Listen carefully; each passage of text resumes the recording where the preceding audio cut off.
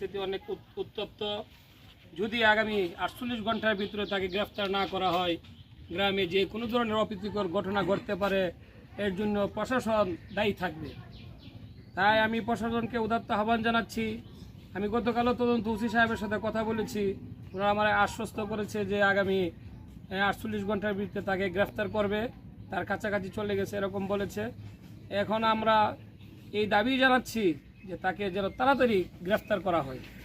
অন্যান্য এই ধর্ষণের আসামি সাথে সাথে গ্রেফতার হয়ে যায়, কিন্তু আমাদের এলাকা প্রত্যন্ত অঞ্চল হিসেবে প্রশাসন এটাকে অবহেলার চোখে দেখছে।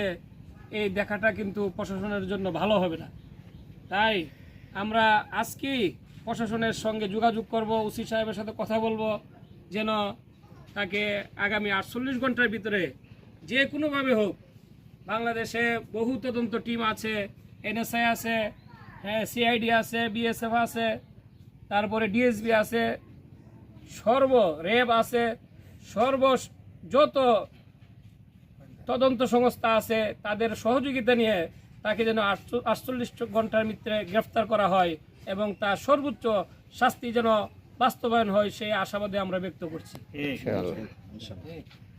সমাজ দর্শকবৃন্দ, আপনারা শুনেছেন যে পাকশিমান উলামা পরিষদের সম্মানিত সভাপতি সাহেব উনি দর্শকের সর্বোচ্চ শাস্তি চেয়েছেন। তো এই পর্যায়ে আমি কথা বলতে চাই যে তিলেকান্দি গ্রামের আব্দুল আজিজ ভাইয়ের সাথে, যিনি বিএনপি ওয়ার্ড সভাপতি, ওনার সাথে কথা বলতে চাই। আসসালামু আলাইকুম। আমাদের তিলেকান্দি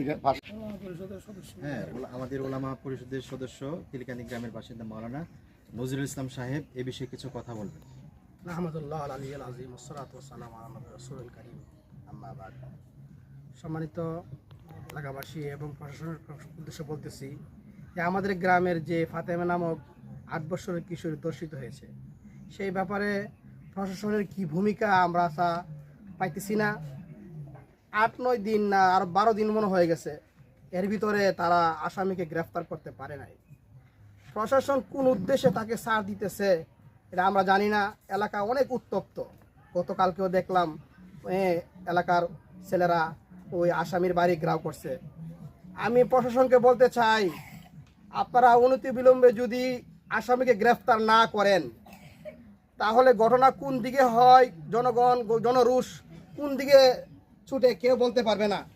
আপনারা অতি দ্রুত তাড়াতাড়ি আসামিকে গ্রেফতার করেন এবং গ্রেফতার করে তার শাস্তির আওতাভুক্ত করেন।